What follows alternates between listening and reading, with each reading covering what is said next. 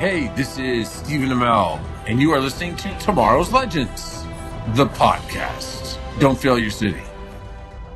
You think you know the story.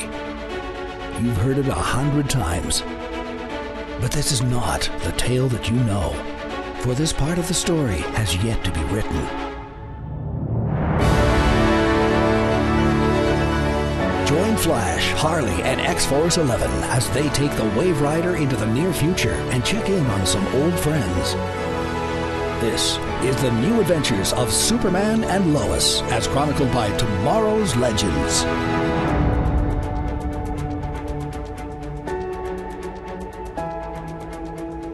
Yes, hello, Superfam of Steel.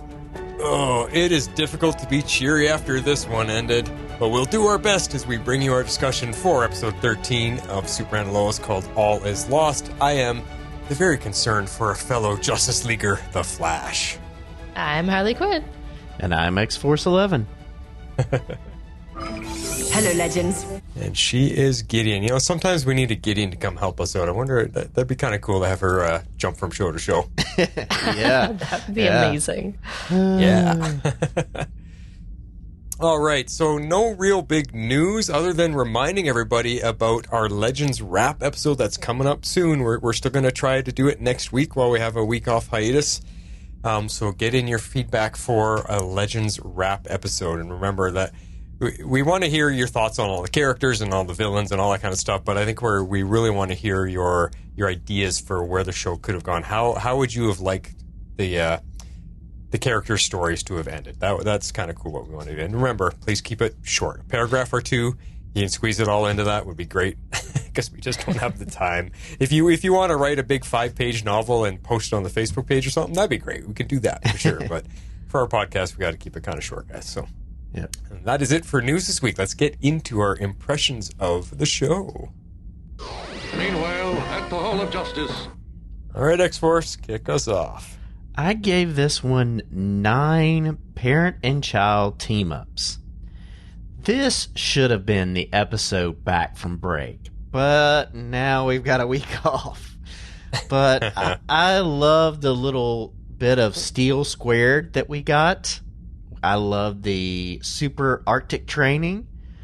And I'm still not happy with Lana, but we got some... But, you know, that kind of tempered a little bit this week. But we got some more insight into Lucy and Allie's storyline and the backstory there. And that it helped, but I'm still not happy with how that was paced. And we'll talk about that.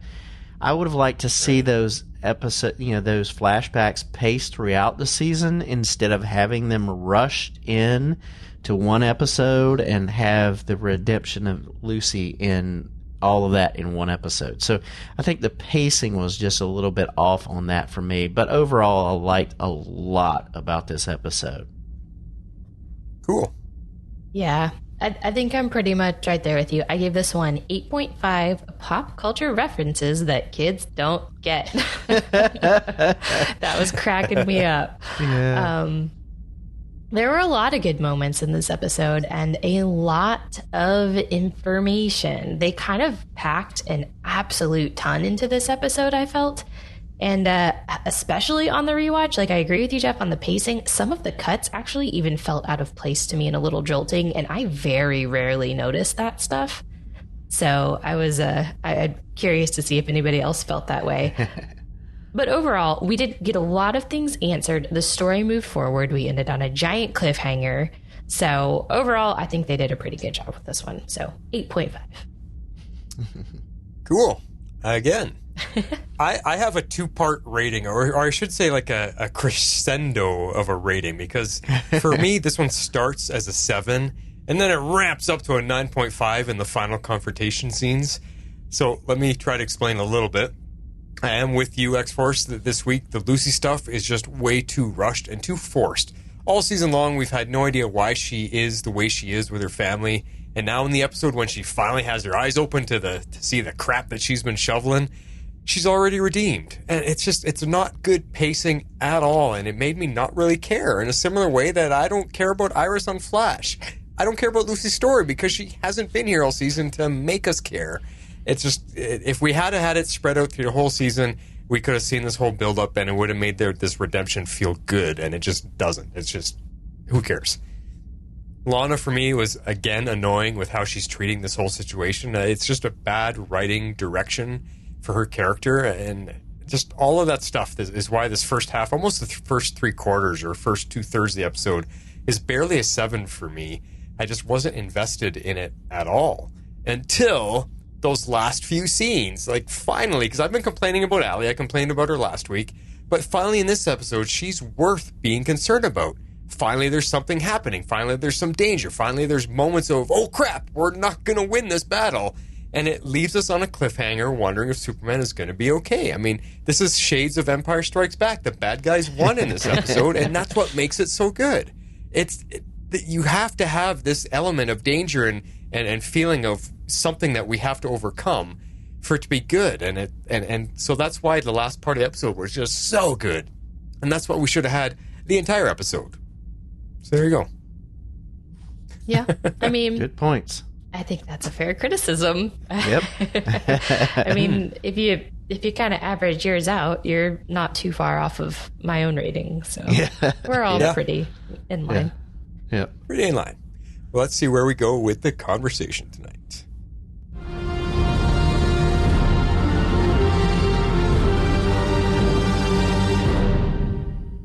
All right.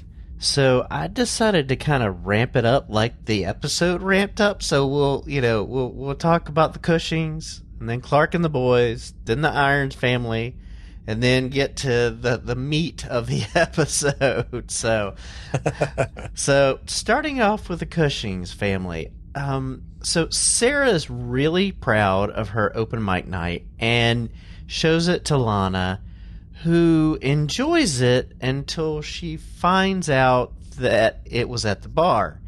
And, this is where it kind of you're being a little short-sighted, but being a mom too. So, okay, she's playing at a bar. She's not supposed to be there, but, I don't know. Yeah, I was kind of with you guys. Like, some of this was like good, and like I was glad that she was very happy for her, but intentionally or not, like her and Kyle are definitely kind of putting Sarah in the middle. I mean, to be fair, neither one of them knows what it's like to like navigate this whole co-parenting thing when you're basically divorced, or I mean at the least separated. And so, I mean, they're definitely struggling with that. But I was glad that they evolved this situation this episode and aren't going to try to like play it out, because it does seem like she was definitely able to like overlook the fact of where it was later and why she's so triggered by that, and she was able to focus on Sarah's talent, not just where he had taken her. And I think it is the fact not only that was it a bar, and yes, that's inappropriate because she's 15, it's whose bar it was. Yeah. So. Yeah, and that's the trigger point, because you're kind of wondering, okay, is it the fact that it's a bar that bugs her more, or is it the fact that it was his fling that works there bugs her more? But they didn't really give us an idea of which part of it was that bugs her more. But Lana's just pretty sure they did. I'm pretty sure it was the sole fact that it was at Manito's, which was where Tanya was working. Yeah. Still, like I said, Lana's bugging me. She's reacting on emotion like big time with every single thing that's coming across her desk, and it's I'm not interested in this story right now. I really this is the direction I didn't want to watch the Cushing family go, and now it's just dull drama that Superman and Lois doesn't need. I don't need to watch a family deal with their marital woes on my Superman show. I just don't care, and I'm losing interest every episode. Said Superman and Lois. What's that? Said unless it's Superman and Lois. Yeah. Dealing with their own marital issues. Yeah. I feel like that's slightly more compelling, but I don't know. I'm with you. I'm not digging the story. Yeah, it's not the best. I mean, I think they're trying to find, we've talked about this being a family drama with superheroes, and this season they're not as involved with the superhero drama. So they had to come up with some storyline to do that, and to like give them meaning and keep them involved somewhat. So Yeah, it's just not the best. But so Jordan comes into her office to ask her to reconsider. And at least for me, I think he's making a somewhat valid arguments, from his point of view. But she is, in my opinion, projecting her fears and her history onto Jordan and Sarah's relationship. So it doesn't end well. It definitely doesn't end well. I don't think this was a good move on Jordan's part, but he's 15. He's going to act impulsively and on emotion because he's a teenager, and that's, what teenagers do. I definitely think, though, Lana could have handled that a little more tactfully, knowing that he's a 15-year-old boy and all of, the hormones and feelings and things that are all fueling that. But I will say she does kind of have a point. I mean, we see this in it's such a superhero trope, but it's kind of a trope for a reason. I mean, the closer Sarah is to Jordan, the more she knows, and that does put her in danger. It's already put her in danger, and she didn't even know anything. Just Tag knew he could get to Jordan through Sarah, and I think that's kind of a valid point. The more she knows, the more danger she's in, and she's only 15. Yeah. If she were 22, that may be a different conversation. Yeah, I mean, the reasoning behind Lana doing this is understandable. And it makes sense as why these superheroes keep these secrets, keep their identity secret, right? Because the people they love that know are now in danger because they can be used as a pawn to get to the superhero. And I think Lana understands that part of it, so that's where she's decided, keep us away right now. I don't want us to be in danger. That part makes sense, but it's still the way she's handling the situation I don't agree with. I would much prefer her family side with the Kents, and like I said last week, you guys heard my argument. I'd rather that happen. And I just, the way she treated Jordan was a little bit too much for me. I think she was a little too strong. Yes, Jordan is struggling with his emotions. Yes, he shouldn't have been there. Yes, it was kind of annoying. Like, okay, you're 15. You're pushing it a little bit too far. I love her. He's being a little over the top, but he's a little over the top. Yeah, I know I felt those kind of things, but I would never have the balls to go into to the girl's mom's office and confront her about it. Like that's a little bit that to me is forced teenage drama. So I'm just not appreciating a lot of this whole thing. So yeah, it's unfortunate, but it's manufactured for the benefit of TV for sure. Very few 15-year-old boys would ever do that because of exactly how most moms, quite honestly, would probably react. Not too far off of how Lana reacted, to be honest. Well, and the fact that your dad, Superman, just said, stay away, and what's the first thing you do? You run in there, like... Yeah. Shot to the head, kid. Drama. Yeah. So Sarah fills her dad in on the situation, and he promises to smooth it over. And when he arrives, I like this, that he can see that Lana's upset and questioning things, and he handles this very tactfully, I think, of, pumping her up and being there and putting everything on the right footing. And so I like that, he knows her well enough to be able to speak into her life and do that in a way that's not going to maybe grate on her more than, than because of all the stuff going on. And, I like the fact that she opens up somewhat to him on those type of things. Yeah, no, I kind of agree with all your points there. Like, I'm wondering how long it's going to take her to confide in Kyle. I think that may be what starts to bring them back together, because she's going to have. I mean, she's breaking down already. She's going to need someone. She clearly is pushing the Kents completely away. Right. So I'm wondering how long it'll be before she tells Kyle. Yeah. Yeah, that's a good point, because right now she is alone. She's taking on all of this stuff, stressing herself out all on her own, and it's a lot of problem. And everybody around her can see, what's up, Mom? What's up, Lana? Like, you're not being yourself. Something is changing, or is different with you. But yep. Would she confess in him? Would she tell him everything? I don't know. I don't know. I mean, we'll see what they do. Yeah. But we do get a nice little closing with them having a good family dinner at the diner together and just supporting the girls. And it was just nice to see that little family dynamic here in the midst of, the struggles. So I actually really liked that scene. I don't have much else to say, but I did really like it. Yep. Yeah, it was okay. Yep.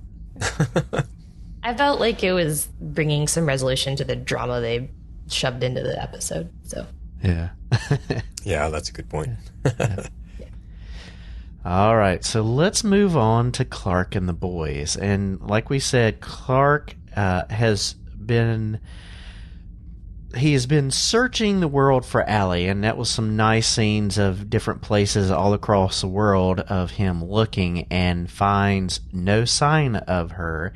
And he immediately wants to go over to the other world. And I'm so glad that Lois like, whoa, hold up. Like, you were gone for a month. You just got back. You need to spend some time with the boys. And, I like that, she really brings him back to earth and grounds him a little bit and gets him some perspective there. And he's charged with filling them in on Lana's decision, and we've talked about how not happy about that they are. So this was interesting. I'm looking at his way of like bonding with them. Yeah. Is chores around the farm. Like, yeah, you may have enjoyed doing chores around the farm with your dad, but these boys are a little bit different than you, Clark. Yeah, I definitely think planning a day of chores to bond was not his best move. I don't know. To me, it kind of worked when he's in the barn with Jonathan. He's holding the tractor up. Jonathan's doing some fixing, and it opens them up. They end up sitting down and having a really good conversation, which leads to one of our favorite scenes. So, yep. Yeah, I think it worked. I mean, it's boys, and they're doing manly things. They're doing the work, like that. That to me is a typical farm type of setup, and it is. I think it works. It works only if they actually expect the boys to do chores on the regular, and I don't think that they do. I have some more thoughts about this, but I want us to get into the next bits before I bring it all together. Okay. I didn't. I thought it was fine, and what I like, because I almost used the beginning part that you said there, X-Force, as my favorite scene when Clark's like, well, I'd better cross over, and Lois says, no, you're not. Like, she's foot down, and he's like, oh, okay. Like, I just love how she stands up knowing who he is. She has no qualms about telling him, I'm the mother hen here, and you're listening to me, kind of thing. It's funny. It cracks me up. And he bends to her every time. He's, okay, yep. Whatever you say, dear. And it just makes me laugh. I mean, in this instance, she was right. She had, I mean... Oh, totally, yeah. He doesn't know how he lost time. He doesn't know how to fix that. He doesn't have powers over there. And Allie is more powerful than he is on this earth. So, yeah. Well, she was totally right. It's just funny. Yeah. No, I know. It's great. Love it. Mm-hmm. So... We'll talk about the John scene later on in my favorite scene, but Clark overhears Jordan's conversation with Lana, and he cheers him up by taking him to the Arctic to train, and Jordan gets flying lessons, including a route called the Kessel Run. So I loved that entire sequence. That was just so much fun with the two of them, and just so much joy there, and so much good bonding between the two of them that we don't get to see as often as we should, because they're different in so many ways. But I just love the bonding there between them. Yeah. No, I agree. I actually loved all of these scenes. I thought they were fantastic. I loved every minute of them, from him like falling all the way down and like freaking out, and then him finally flying. Like, I thought that was super cool, and I'm glad that we're finally getting those things. But here's the thing. They completely forgot about John. Again. Like, this isn't the first time this has happened. And when they get back to the farm, he even reminds them that they were all supposed to be there doing the chores. But instead, John was stuck there doing all of the chores by himself while they went off doing Superman stuff. So Yeah. I definitely think like he's a bit jealous, and I think that they're kind of trying, and by they I mean like the writers, I'm wondering if they're trying to push him away from the family a little bit, to see if it's either going to set up a merge of the two Johns, or like maybe some other wedge to kind of push him away from the family, because that this isn't the first time it's happened, and you can tell he's getting kind of more and more hurt about it. He's like, oh, we were all supposed to be spending time together, but instead you two and went off and flew around for a while I did all the farm chores, which Yeah, he said, I completed the whole list. It's done. Yeah. so that's kind of like my thoughts on that. That's an interesting idea, because it makes you wonder, would they push him, like we've speculated in many episodes before, even in the first season, would we have a good son and a bad son? Yeah. One light, one dark. Like, because that would be, I mean, that would be a fun, cool storyline where the brothers are against each other. And so that could be one way to go. And I would be totally okay with it, because it sucks being John. I mean, again, like you guys are trying to defend Jordan being a 15-year-old boy with his love pangs. Jonathan's having the same thing. A teenage boy would just want to have superpowers. What 15-year-old boy wouldn't want to have superpowers? And he's feeling left out of all of that. So it's getting to him, and his emotions are off the charts because of that. And it might lead to him, if somebody makes him an offer that gets him powers, his emotions are gonna be like, hell yeah, I'm tired of all of it. It's gonna be too easy for him to be won over in that sense. Yeah, But would it come from a merge? I don't know. I'm not sure. I mean, the show's kind of been a little wishy-washy when he kind of had powers, and we thought, okay, him being on SK is going to awaken dormant abilities in him. That didn't really come through. We thought he was going to get them from other sources. That didn't really come through. Like, they haven't landed on what they're going to do with him yet, and I hope that the writers have it mapped out and they know what they're going to do. But the scenes with him and with Clark and Jordan up in the Arctic, I loved it. Like I took a chunk of that as my favorite scene. It was fun, like you guys were saying. It's just seeing them have that bonding moment, seeing how excited Clark is that his son gets to experience something that he experienced when he was a kid. Because Clark has felt so separated from his own boys, so like apart. Because like you guys said earlier, his boys aren't like him. They're different. They're city boys. They've grown up differently than he did. He grew up on a family farm with different family values, and they grew up in the city and have, part of Lois's values mixed in there. So that it's very, very different. And there has not been this moment for them, I think, from father to son to really bond over something. And the fact that Clark can finally share something from his own childhood and, hey, I got to do this with my dad. Now you're going to do it with me. I think that it almost feels to me like this is the first time he's getting to do that with one of his sons, is connect with him on something that he got to experience growing up himself. And that's why there was so much joy on Tyler Hoechlin's face. So like when he catches them and they land and they're so excited. I mean, I loved it. I loved that moment. That the sheer purity of them having fun together was just awesome. And it sucks that Jonathan wasn't part of it. Yeah. I talked in previous podcasts about how I think that Talro is going to maybe speak some sense into Bizarro John, and that could extend to both Johns. I mean, I think maybe there could be some mentorship there of Talro mentoring John as feeling maybe left out, and having some of those same feelings, so you have some mentoringship with the uncle that may help steer him away from going to that dark side, even if there is a merge. So I'm still thinking that they're going to bring in Talro to help, but I think it's going to, it'll be power wise too, but I think it will probably be some mentorship and some don't go down the path I went down, and things like that. And it could be with both, or it could just be with one. I don't know, but we'll see. What if, playing off of your idea, X-Force, what if, because we know Talro escaped, he took off yet again, even though he promised, Lois, I will never hurt anyone that you love again. What if he sees that Jonathan is struggling and he takes that as his opportunity to play hero uncle? And like, I understand you, Jonathan. This, and this, whatever words he's going to say to break through. And like you said, he's going to get through to Jonathan of this world.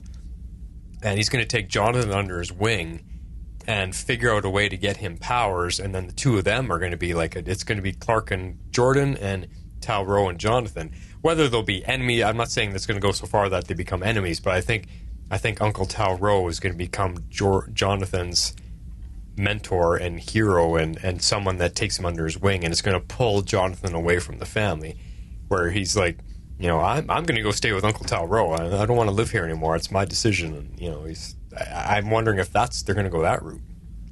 I don't know. Good possibility though. I hadn't thought about that. In the amount, in the amount of time we have left, who knows? But then again, Superman and Lois, they long story arcs in the last 2 episodes. Boom, finish it all. Yeah, as I say, we've got 2 episodes left. Yeah. I mean, but they can extend it into next season too. So, that's true. Yeah, that's true. Very true. Yeah. So, all right. So let's talk about another family. Let's talk about the Irons family. So John Henry is really focused on figuring out why Allie couldn't drain him in his suit, and I'm interested in this, and because he's trying to figure this out, and Natalie kind of has an idea, and so he's basically pushing Natalie away because he's trying to do this all on his own, and his AI bot gets batteries are drained, so he uses Nat's. And she lets slip that there are 2 suits. And, this is where the fun begins because, he pulls the suit out and he confronts her and wants her to tear down the suit. And I like that she stands up for herself and the reason why she built it and why she wants to do this, and the need to be ready to fight. So I like this confrontation between the two of them. Yeah, and I especially love the line that she says, I build things, I don't destroy them. Yep, I love that one too. Not gonna lie, it also helps that it's literally indestructible. I loved that reveal. Loved it. Yeah, her so suit is great. better than his, which is crazy. But this comes back to last week and maybe the episode before we were talking about, because I'd questioned, why doesn't Allie drain anybody else? She only drains Superman and Tal-Rho. He goes, well, because she only drains powers. But yet here, in this episode, she drained Sam. Yeah, she drains life force from at him. that point. Mm-hmm. Yeah. So, yes, so does the suit protect them from being drained? Or does she not deem them worthy of being drained? Why was she draining Sam? Just to get at Lois and Lucy? I'm just wondering. But the point is she does drain life force from regular people. It's not just superpowers. So she does now. I think she hadn't at the point that she first confronted them when she could have drained steel. I don't think she could drain life force at that point. But then when she got enough from our Tal-Rho and Superman, then she went to her Earth and she drained all of the life force from her Tal-Rho. And then it's like she leveled up. And so then when she came back, now she's capable of draining life force and more. Whatever. I mean, we'll get more into that, I think, in the next section. But I think now she can. But she didn't again in these scenes. Although I think the detail of these scenes are in the next section. But so I don't know if the suit. I'm guessing the suit is providing some sort of protection. But I don't. Yeah, I think Nat's suit, she's coated with XK and making it almost indestructible. And we know both suits are powered by XK. Yeah. So I'm thinking that the XK is the key to why she can't drain them, because it's on that world, it's like kryptonite, and if she's drained Talro's powers, then maybe she's got that weakness too. I don't know. That's a I good just idea. don't know. I don't know. Yeah, well, because she's now of 2 Earths merged into Yeah. one. So, Right. yeah, how does that Yeah, work? Does it offset each other? Is she vulnerable to both? Like, which one is Yeah, I dominant? Like, how does this work? I have so many questions that are better left unanswered or unasked, I guess. But still, I have so many questions. Anyways, going back to the thought on the armor. So the more that I watched this, I was having a question. Do we think it's possible that Natalie could have coded his suit without him knowing it in XK? Because since he like didn't understand like why he wasn't able to be drained, and I don't know. It felt like Natalie knew something, so I'm wondering if maybe she did his suit too, and he just didn't know. Or That's a good thought, because she's concerned about him. She's seen him get hurt twice now, really badly. right? So, and while she was working, like while he was in the hospital, she was working on stuff. So Yeah. it's a very strong possibility that she actually did something just to protect her dad. Yeah. Yeah. It could be. It seemed like she knew something, you know? And so then she fesses up to why her suit's indestructible.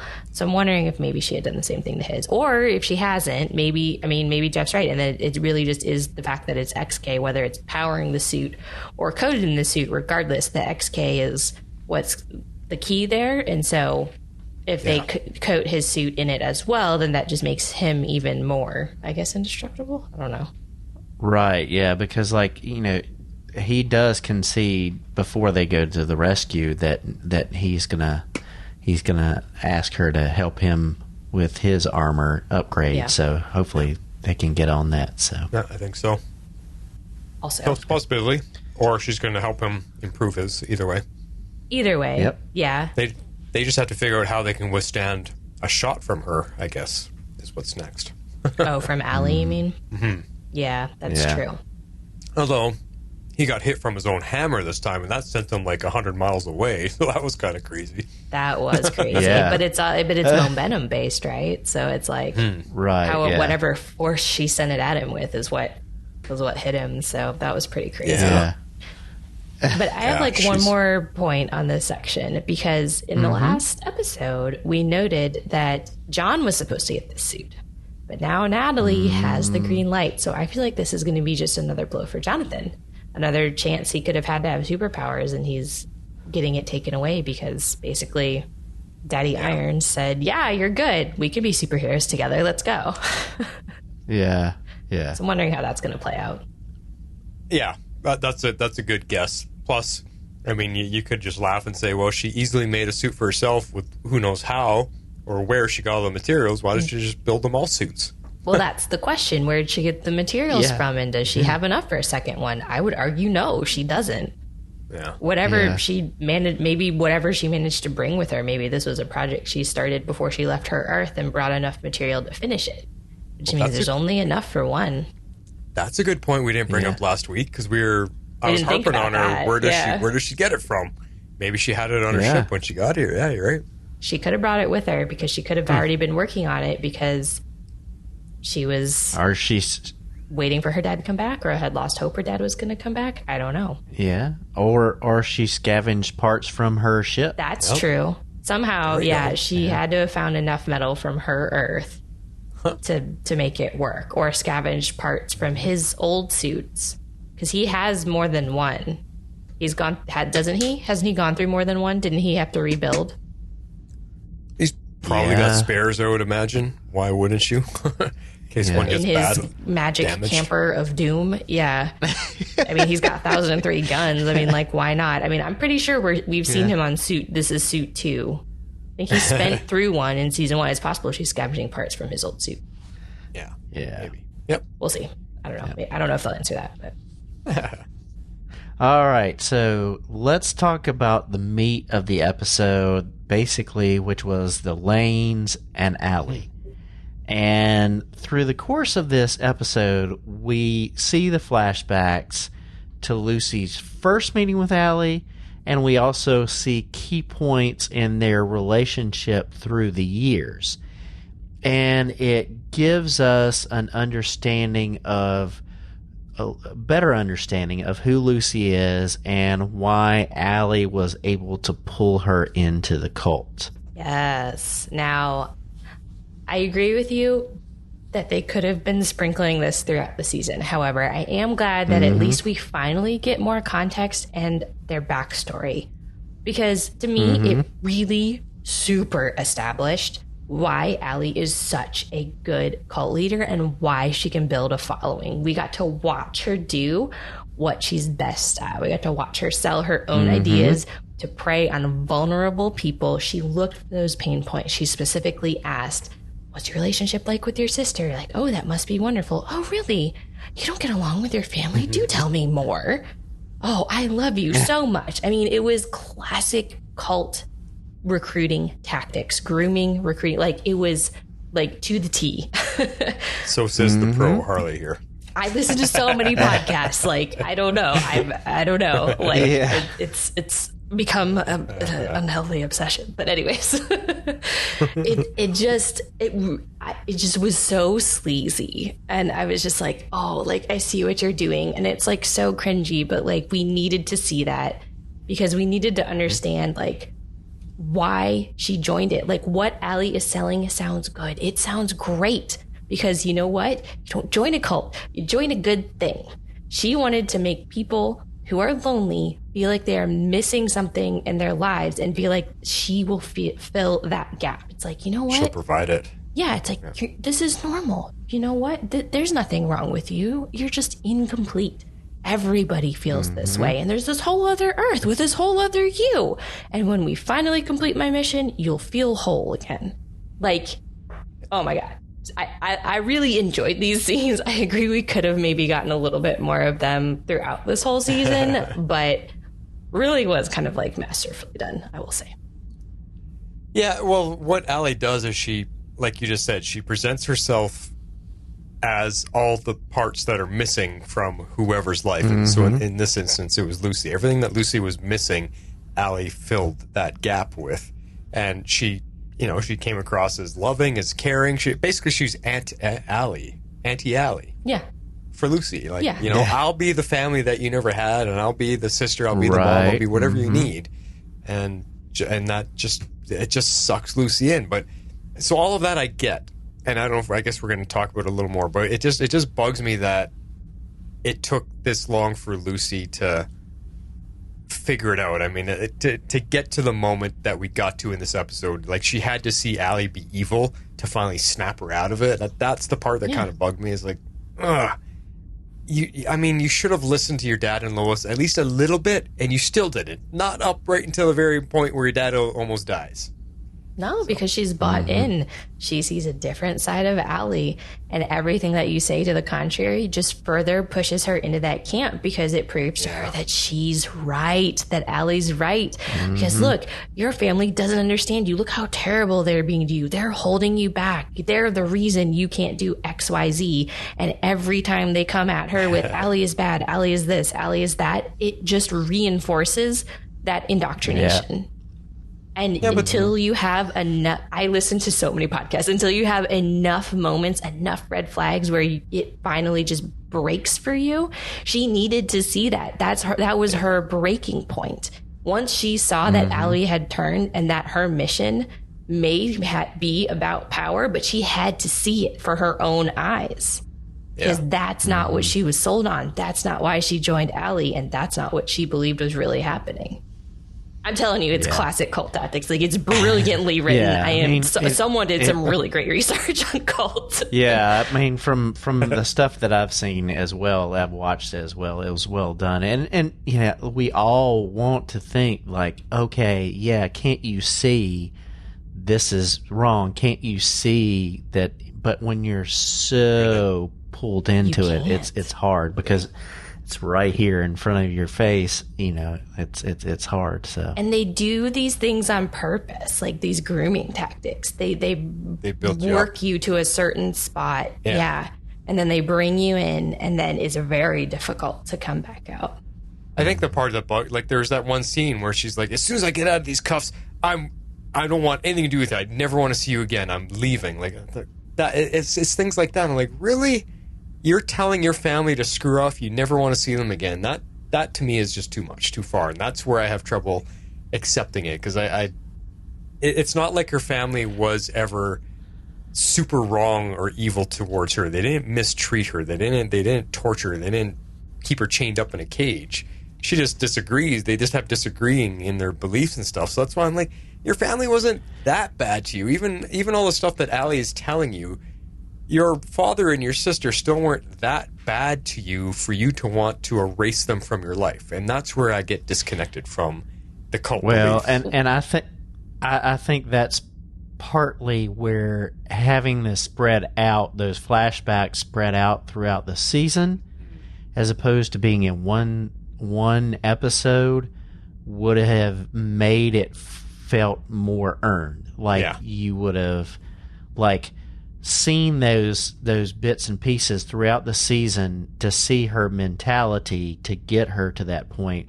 Whereas, we've seen some flashbacks, but the majority of them were in this episode. So it's all, you don't have that time to build that up into your mentality and thinking about her. Yeah. And so I think that's why it seems a little rushed, is because it was. So that's my 2 cents. And even showing us it as part of, don't just show us flashbacks of Lucy and Allie talking, show us flashbacks when Lucy and Lois have a disagreement, or her and her dad have a disagreement, or whatever, and show us that there's things that she experienced with her family that made her feel unloved and unpart of it. Show us that, and then that might help us believe her a little bit more. Because I just don't. It's, even with everything you're saying, Just, I understand the cult aspect of it, but we didn't get enough of Lucy's experience to make her believable. I'm just like, there's nothing there for me to understand why you're willing to erase your family from your life. There's not enough there. I mean, she does. I mean, from what I got from these flashbacks, like we said, they could have done a better job of building this part up, but it clearly got cut for time. But she doesn't. She feels like a burden. She feels like everything that Lois can't do is her fault. And that's how she feels. That's how their actions are making her feel, and we don't get all of that until this episode. But she kind of has some valid points, and she was extremely vulnerable, and you see very much why Allie was able to step in and fill that void and basically bring her into her following and convince her to forsake her family, because she always felt like a burden to her family. So, wow. Yeah. They could have done a better job showing us. I don't argue that at all. But I do see this point of view, for sure. I think the cult aspect is being very well written, personally. Mm-hmm. Yeah. From Allie's perspective, yes, as the leader, for sure. Yeah, from Allie's perspective. Yeah. Cool. So, Sam's contact has located the former, I think First Sergeant Wu is what he calls her. So, so they found the compound where Allie and the followers have been, located at for so much time.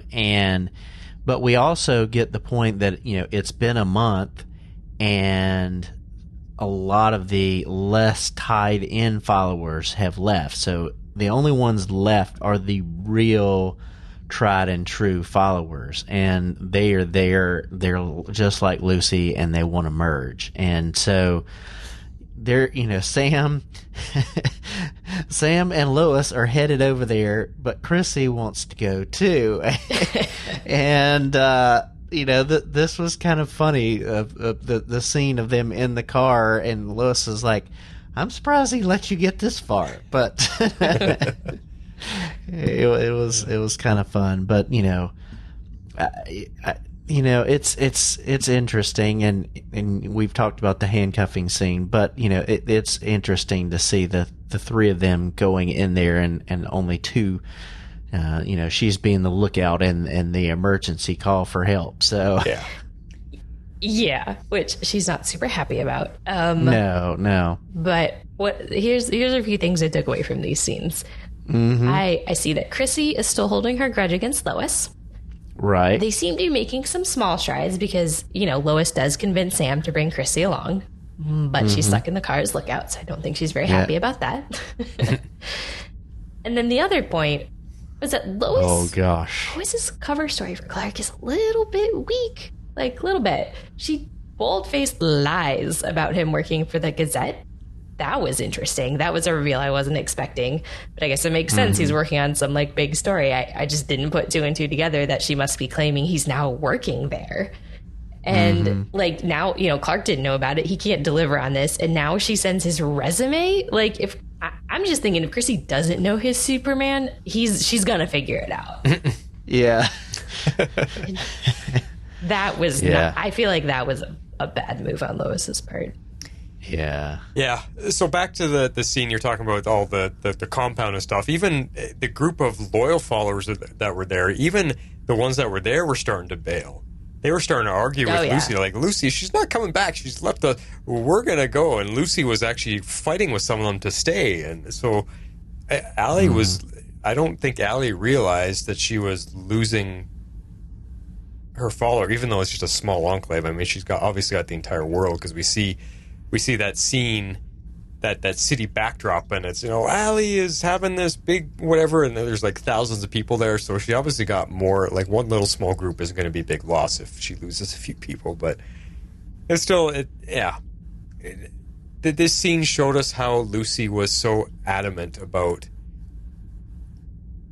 her loyalty to Allie. And then when we saw Sam throw on the handcuffs to her, I just love that. I love how they're like, enough is enough. Snap, on go the handcuffs. And she's like, you know, what are you doing? And Sam's like, oh, wherever you go, I'm going with you now. So, or you're coming with us. I just love Sam was funny to me, because he just gets to the point where he doesn't care about all the little interwoven dramas and all the little thing. He's black and white, and he just does it. He's like, this is it. Handcuffs, we're done. You're coming with me or I'm coming with you. That's it. Yeah.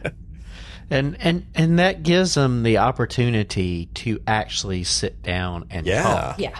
Just the three of them. And, you know, we see the point of all this was misunderstanding, which a lot of times it is, because communication is hard for everybody. And Lucy resented living in Lois's shadow, and also felt guilty for all the things that she thinks she held Lois back from. That's a good way to put it. And then we hear Lois saying that Lucy was her life raft. It's what being there for Lucy is what got her through their mom leaving. And so it was so good to just hear how there was like this total misunderstanding of, you know, of the whole relationship that neither one of them should have been in. And you even hear Sam apologizing for that, you know, when it's pretty much all their mom's fault. But, you know, it was just a good way to put perspective on things that they didn't have before because of lack of communication. Yeah, I mean, they were put in an extremely tough situation. Kids raising kids is never a good situation. But you do what you have to do to get by. And so they pulled through. One survives, one kind of really didn't. She joins a cult, so never great. But it's hard when kids have to raise kids. It's sad. What's the age difference between them two? I would assume at least 5 years, but I don't know. Yeah, I only thought it was like 2 years. But I was kind of guessing. Yeah. Curious about that, yeah. Yeah, I would say it's a little bit more, because like I could see like Lois being in high school and Lucy was in middle school or junior high, whatever. Okay. But that's kind of what that was getting, a couple years. So. Yeah.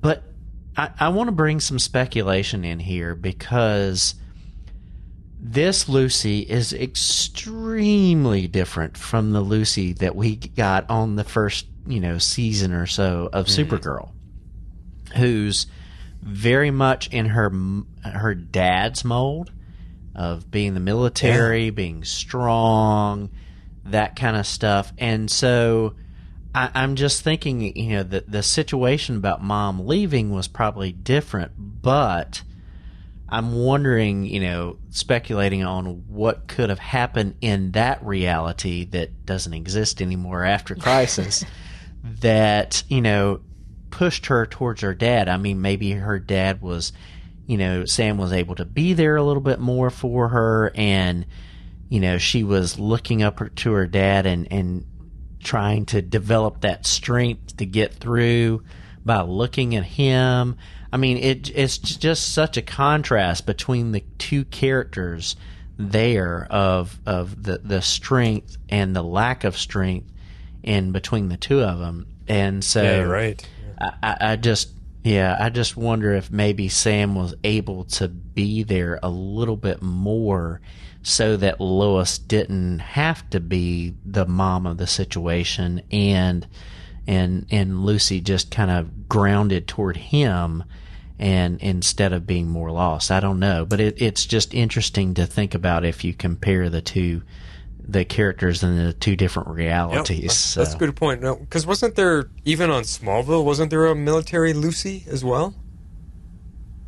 Do you guys remember? I thought Erica Durance's Lucy, like Sister Lucy, she was in for 2 or 3 episodes, and she was also very military, and I think she even showed up in like full army camouflage and stuff. So it's probable. I need to get back to my rewatch, but I'm still in season 1. Nice. So no, you made good points there. It's just that's good speculation, I should say. That if Sam was there more, then she maybe would have turned out a little bit differently.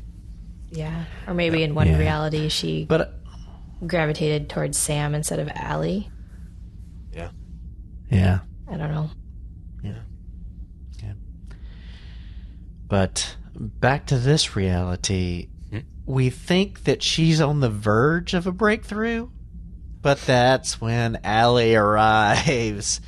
And, of course, Allie has answers for every one of Sam and Lois's arguments, and we find out the tag from last week of Allie's way to merge worlds.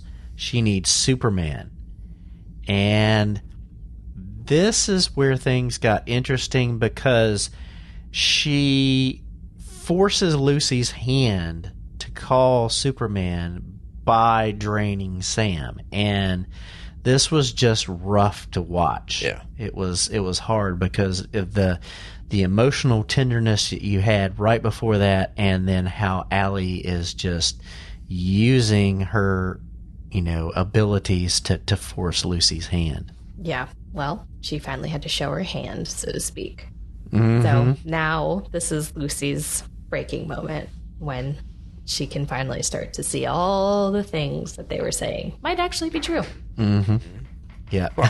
Her dad's on the ground having his life drained from him. Yeah, and Allie won't stop, even with Lucy yelling and begging. Allie won't stop, and Allie went from the kind woman that we saw in all the flashbacks to her hair slicked back and her glowing eyes and tons of creases and wrinkles. Like, she just looked, it was completely night and day different look. And for Lucy to see that, it's like, whoa, wait a second, that's not the woman I'm following. Like, Yeah. I think it's interesting that in all the conversations that Allie has, she speaks of herself in the plural. Yes. As we. Yes. So, like, it's a merger, and I'm still speculating that it's not fully complete, but I think maybe the worst characteristics of each person, each in each reality, gets played up in this merger, and so, like, there's no time for any of the subtlety. She just has to go at it and get her task done. So it's interesting. Yeah, I'm curious to know how this merge works. It was very off-putting for her to keep referring to her as we and we. I was like, oh, this is weird. Like, I get it, but this is weird to listen to. Yeah, and the royal we, almost, like, she's like, the queen of reality, right? Here. So. Maybe the two halves aren't fully merged, like you said. Maybe they're just stuck together. Instead of merged, they're stuck together, and I wonder if she's gonna. If she switches between the two? Yeah, will there be a conflict within eventually? I don't know. That's bizarre. Bizarre. Yeah. Pun intended.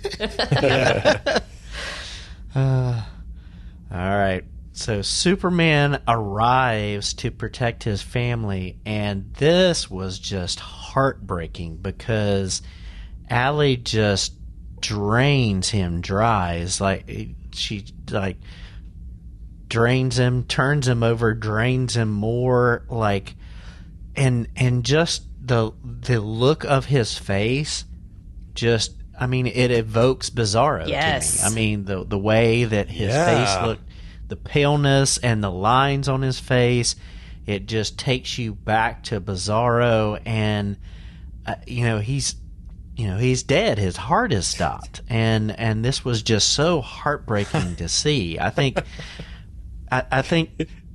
this was a little more heartbreaking to see for me than the Doomsday situation, because of he is just so helpless. I mean, with Doomsday, he is fighting, he is actively protecting, and it's that fighting that just drains him. But this is he is just helpless. He has no ability to fight back against this. Yeah. Well, and when he turns around and reaches and he just says, Lois, like that's his dying words before he collapses. It's heartbreaking. It was shocking. Like you said, there's just nothing he could do at all. He arrives and boom, she's immediately on him, and he has no fight. Yep. He can't fight, and it's really, really tough to see Superman in a situation like that because there's no way out for him. There's no turning of the tides that he can perform or anything like that. It's just he's getting his life force drained from him, and like you said, the effects on his face, it makes you wonder, is that what happened to Bizarro? But Allie wasn't draining people on her world yet, so. But the correlation between the two is just eerily too similar. And to see our Superman and to see Tyler, performing that amount of pain and that amount of I obviously I wouldn't know what it would feel like to have your life force drained out of you, but to watch it happening, it looked painful. It looked uncomfortable. Just everything that Tyler Hoechlin was showing us was just you could feel what he was going through, and it was just, oh my gosh. Mm-hmm. Yeah. This poor guy. I think you could argue, though, the Kryptonite was much more slowly doing the same thing to Bizarro. It was draining out his... Okay. It was slowly killing him, the addiction. It was draining out his life force. Yep. It was making him less powerful, which means we're going to get into this in a second, but it was turning him more human. So ultimately, his Kryptonite addiction would have done him in a much more slow way. But the similarities between the two was quite eerie, and I believe intentional, for sure. Yeah. Mm-hmm. Yeah. So the Irons overhear Chrissy's call, and they arrive, but, they are...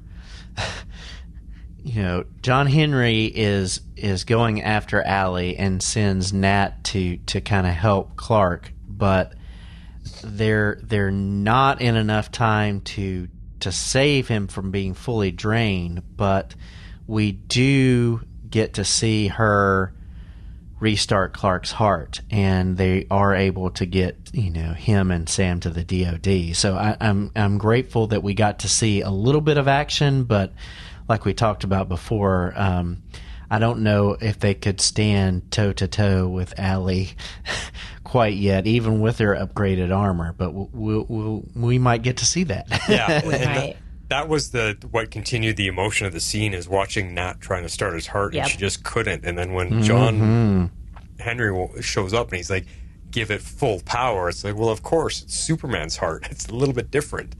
Give it full power, and that brought him back. I mean...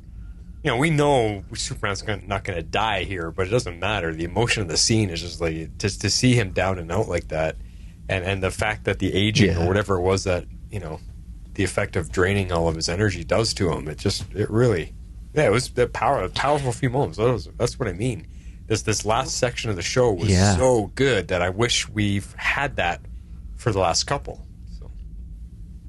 Yeah, and the look on Bitsy's face as she is looking up into Nat and like just the desperateness there of like, please save him. It was just, so Well, good. and then when they fly away with the bodies and leave Lois sitting on the ground underneath, she's still look like now she's, what do I do? Like, my husband is gone, my dad is gone, I'm stuck here. I have no idea if they're going to be okay. I mean, it just continued. Mm-hmm. Yeah, and I mean, the actress who plays Natalie, she really sold that. I mean, her performance was amazing. So I feel like that was like Taylor Book, that's her name. That was definitely like what did it for me. It was just watching her like reactions. So she did a great job. Yeah. To film a scene where you're inside the helmet of a suit, and so you have a close up. She really expressed the emotion.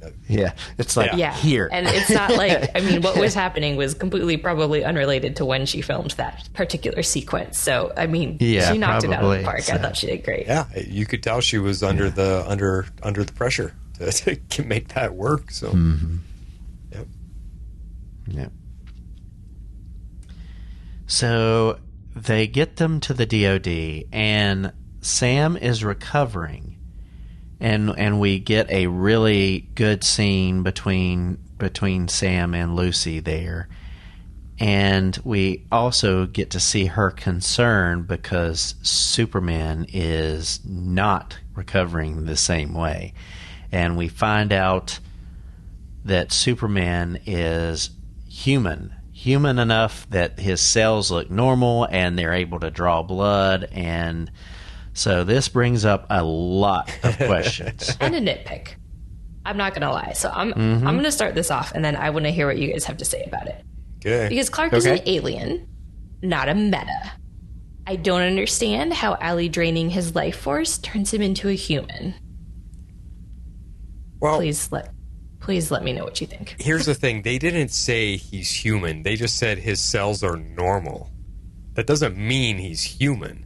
It could just mean that maybe Superman's cells, when he's powered by the sun, maybe there's something different about them. So now that all his energy is drained, they're just normal Kryptonian cells. They don't have a special energy about them. They don't have a special whatever.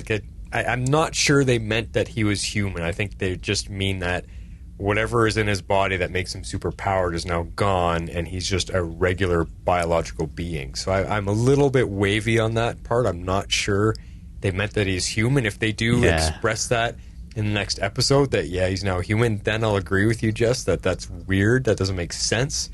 Draining energy now changes his species. Right? So, thank you. Okay. Yeah, I mean, he's humanoid. Okay. But not like not an earthling per se. Yeah. Okay. Yeah. So all right. You talked me off the ledge. Yeah. Right. I think it's energy. I think it's him because he's powered by our yellow sun. He's like a battery. Yeah. He has to recharge every once in a while. So I think with all of that being gone, he's now just a plain old, depleted battery, and there's nothing powerful about him anymore. Hence his. So in theory, they should stick him in the yellow sun room to charge him back up. Yeah, I would think that'd be something to try. Yeah. Yellow sun therapy. Yeah. Okay. I think his brother's going to need to take him to the sun. Okay. Although he's going to need a suit. Not if Superman. He's, you're right. Humanoid. Yeah. So he's going to need a suit of some that's type. Problematic. So yellow light therapy would be safer. Yeah. Yeah. Interesting. So, but it would be tank longer too. So. I mean, they stick him under the red sun to keep him in the prison, and that seems to work just fine. So just stick him in John Hell's prison for a hot second. In the X case. Yeah, I mean, I'm just saying. Yeah. Yeah. So but on that point, we'll have to see what they do with the next episode if they explain it a little bit farther, because it is surprising. I mean, all of a sudden his skin is they can pierce his skin with a needle, and I was like, oh, holy, okay, something's wrong. Yeah. Yeah. Yeah. Okay. All right. Well, that makes me feel a little better. I'm just guessing. So, but yeah. So I didn't have this in the notes, but I think it bears to talk about that when Lois and John Henry give Nat and the boys the news, Nat says, we need Superman. And I love how John Henry says that we all have to step up. Yeah. And so I think this is really setting up the end where, we're going to have both Irons in suits. We're going to have Jordan using his abilities. I mean, we're going to have Talro. We're going to probably still have to have Bizarro John join in too, in order to be able to hit Allie from all angles. So I really like that this is, that one line is kind of setting up what we're going to see probably in the next 2 episodes. So yeah, that's true. It'll be cool, hopefully. Yeah. So Allie sends Bizarro Lana to go finish Superman off, and then we get to see her start the merger of the two worlds in the middle of the portals. So she's in between the two worlds, and she's dragging them together. And this was a very interesting. I'm like, how is that going to work? Is that going to really work? I don't know. Lots of questions. Well, lots of questions. It shows us how powerful she is now. If she can actually pull two worlds together. We saw how her two bodies merge, so she's. In my mind, I'm envisioning that like the two worlds are just going to slowly meld together the way she melded her two bodies together. If she's that powerful to just do that on that colossal of a scale, that's impressive. And that's why that whole last scene, my jaw was just in my lap, going, "Whoa, holy crap!" Okay, there's more to her now. Suddenly she became a threat to me, and now it feels. Something to be concerned about. And I'm just wondering where she just drained almost all of Superman. But where does the other power come from? Because it's not like Superman has those abilities. He can't reach out and he doesn't have these tethers of energy that he can shoot out and pull things towards him, or like he doesn't have draining ability. He doesn't have that kind of stuff. So where does those powers come from? I mean, I think that's kind of a play on her character from the comics of Parasite. I think maybe the fact that both Allies had some type of draw, and they use that to draw people to them, and not necessarily like drain them, but draw them to them. And when you combine both of those, and then you supercharge them with the merger, I think maybe that is what's keying it up. I don't know. That's just a theory. Yeah, I think she definitely has some sort of innate powers. I mean, because at first we thought she was absorbing powers, but kind of seems like she's just charging herself up. So I hope we do get a little bit more about that. That would be nice to kind of like understand a little bit more about how she works. Yeah. But I will say, like, this last scene, that was like a super cool effect. I really just loved watching how they did that, like with the CG, just like very like visually, just like showing what she was doing to try to bring the two worlds together. Yeah, that was super cool. And I love the theme for the Bizarro world, so I loved how they ended on that. Yeah. It's also a little doom and gloom, the like distortion and like the heavy metal feel of like. Nyeh. It was very visually stunning for sure. Yeah. That's what I mean. Jaw in my lap. Holy, like. Yeah. I don't know how much explanation we're gonna get, because again, my question is like, okay, she's in between worlds. What is that? Is it just a gap of emptiness? Is that like they don't have to breathe out there? We've been shown that time is lost while they're there. So if she's in there doing it, are weeks and months passing by now that while she's doing that? Like, there's a lot of things they've shown us, and it's not being kept through the storyline. So, yeah, it'll be interesting to see, because they seem to pass between the worlds much more quickly than Clark did, without losing time. Yeah, exactly. So, I don't know. It'd be nice if we could have that answer, but I'm not going to hold my breath either. Yeah. There's only so much we can get answers for. Yep. Exactly. Well, that brings us to our favorite scenes for this week. Here we go. Shape All right, X-Force. I call this the true measure of someone's character, so let's take a listen.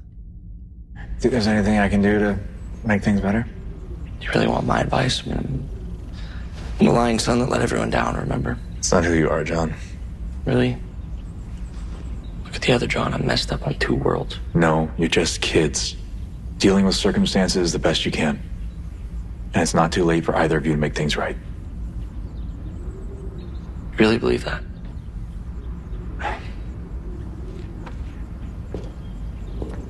Anyone can make a bad decision. The true measure of someone's character is what you do afterwards. And you've been putting in the work to make amends. So does that mean you're not mad at me anymore?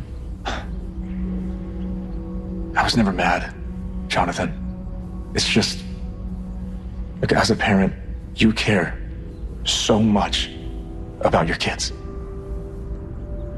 And I want to protect you from everything. But I have to learn to let you make your own mistakes, just like everyone else. And that's really hard. But I promise you, I will always be here for you when you do. Dad.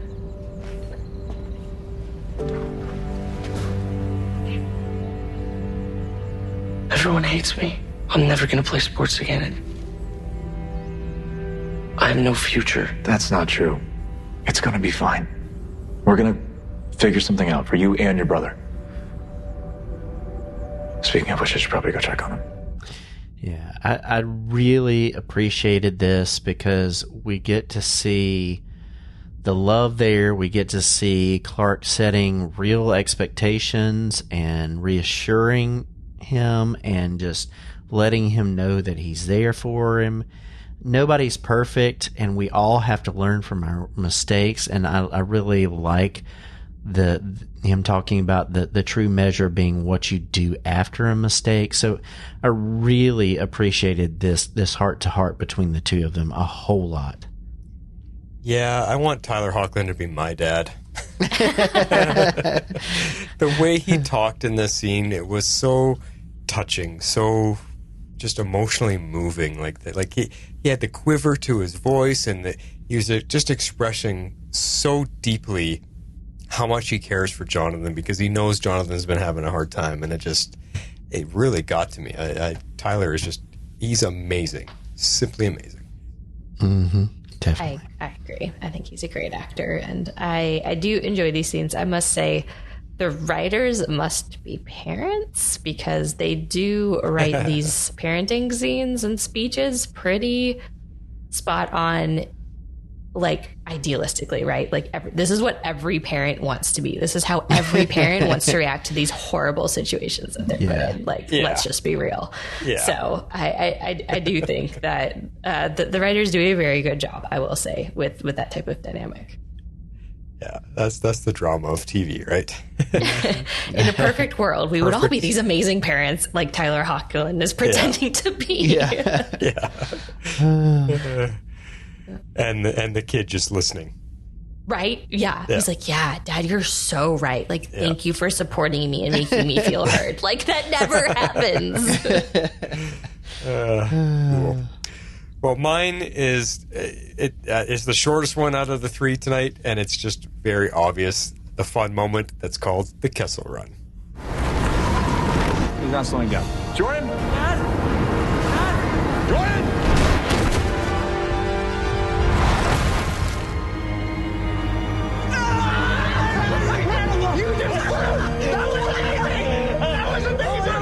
Like 10,000 times better than punching feedback. What? And that's what Grandpa Lane had me doing. An amateur. I know. Can we do it again? Yes. Okay, we're gonna do one of my favorite flight paths. All right. I used to call it the Kessel Run.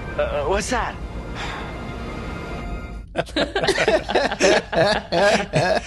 It's much better with the visual. Just the complete disappointment in Clark's face when he's like, I have failed you. How have I failed as a parent? Exactly. I was so good until this moment. Dang it. Love it. It's just all the fun that we were talking about. Yeah. That scene is just fun. Cracks me up. oh, he's not slowing down. Yeah, no, he doesn't know what he's doing. You should probably stop him. Good stuff. All right, Harley.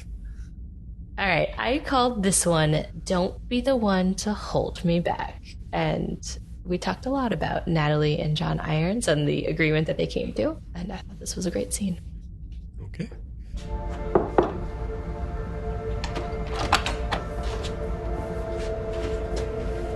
How'd the demolition go? You knew I couldn't destroy it. I hoped.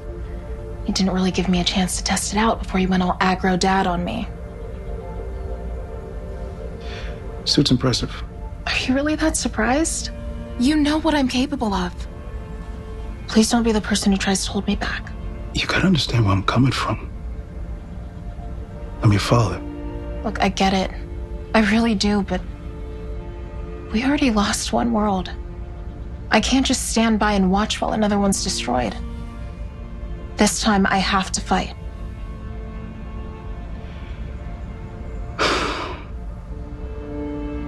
Okay.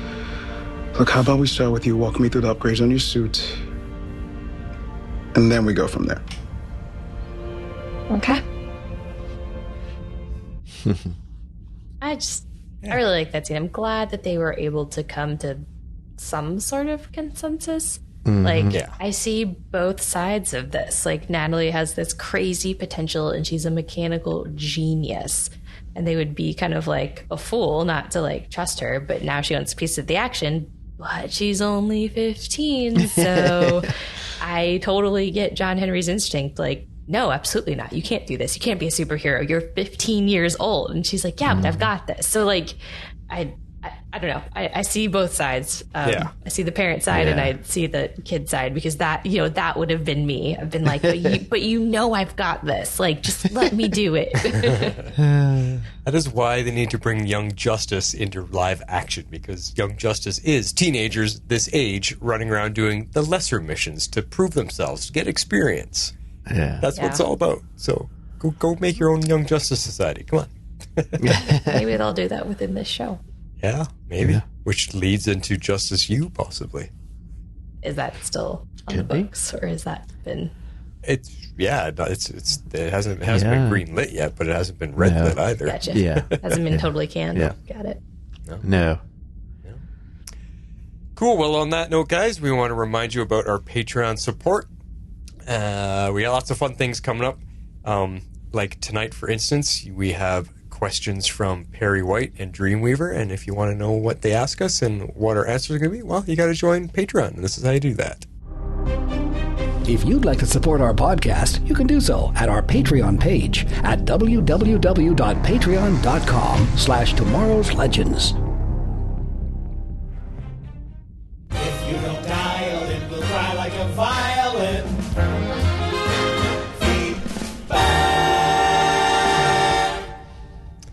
That's what time it is. Feedback.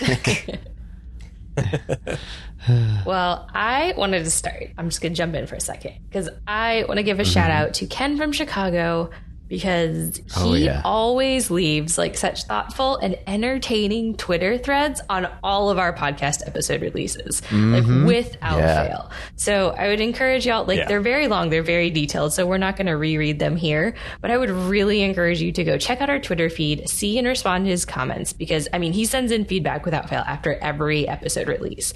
And so it's not always current with like when we're releasing the podcast, but once our podcast is out, he goes through and he responds to everything that we've talked about, and it's really pretty cool. So I would really just encourage everybody to go check that out. Yeah, it's much appreciated. I know I'm not on Twitter as often as these two guys are. They're more the Twitter people. So, but yeah, it's just cool. So we appreciate in any ways that you guys can get in touch with us, and maybe we should. If something comes up that's really nice or really well thought out, maybe we can include it. I mean, most of his thoughts are really well thought out. I'm not gonna lie. Yeah, but like you said, where it's tricky is because it's always after we already released the episode. So he's talking about the episode we just released, so that's where it's a little bit off. But still, it's just the interaction with us as hosts of the show is what we appreciate. Yes, it's very cool. Definitely. And Ken, when you hear this, I'm overdue on responding to your last episode. I know you'll hear this probably before I respond, unless I do it tonight. But anyway. Yeah. I do usually try to Time respond. travel, Harley. Yeah. All right, next up is an email from Comic Geek Kev. Hello, legends. We have another Parasite shout out. Natalie suits up. Hey, Chrissy, almost forgot you existed. And Clark isn't good enough for the Smallville paper? Yeah. Jordan pouts and flies. John just pouts. And Superman is down. Well, there you go. There's an episode recap for you. Yeah. Yep. It seems the show must be making Allie their version of Parasite, albeit with a vastly different backstory. But then the whole season started with the misdirection of Bizarro / Doomsday, or Doomsday / Bizarro. Yeah. All in all, it's pretty ingenious, really. Well done, showrunners. It will be interesting to see how they proceed with the other characters in the future. Agreed. Mm-hmm. I haven't been Natalie's biggest fan, especially earlier this season. Me neither. But the last couple of episodes, she's really redeemed herself to me, offering up the armor to John, pulling a skip day with the twins when they were having a rough time, and now creating a better suit than John Henry's. Not to mention the little detail of saving Superman's life. I think we can keep her around for a while. That ties into what I had said many episodes ago when they tried bringing in Sarah's camp girlfriend as the new friend. I'm like, no, Natalie, you've got a character sitting there already established. Bring her in and make her more part of the show. And this, what Kev is talking about here is exactly what I was meaning. This is why it's working. Yeah. I don't remember the last time we saw Chrissy, and the constant breaks in broadcast don't help. But she's still sticking up for herself. Good. But thinks Clark isn't good enough for the Smallville Gazette? Was Clark not a big time reporter at the Daily Planet in this world? And was that a Hail Mary on Lois's part to say that Clark was gone for a month so that he could basically prove his worth to Chrissy? Was that just Lois covering up? Maybe I missed something there. Yes, that's exactly what happened. It's playing cover-up. So what's going to happen when Clark shows up again and Chris is like, so, you got a story for me? Exactly, like, that's the point. He's going to be blindsided. Yeah, this was terrible choice, Lois. Terrible. Ugh. Yeah, you better catch him up quick. Fly better. Yeah. I'm really trying to give Jordan a break, but his sad puppy dog thing is getting a little old. Yes. Dude, sometimes you just got to give people some space. Oh my gosh, yes. He's not wrong.